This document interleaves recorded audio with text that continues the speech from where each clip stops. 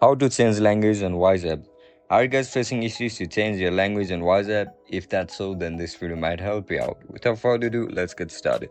First of all, open WhatsApp on your mobile device.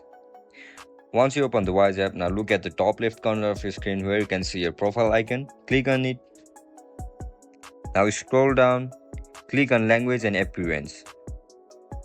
Now again click on language. Now tap on open setting.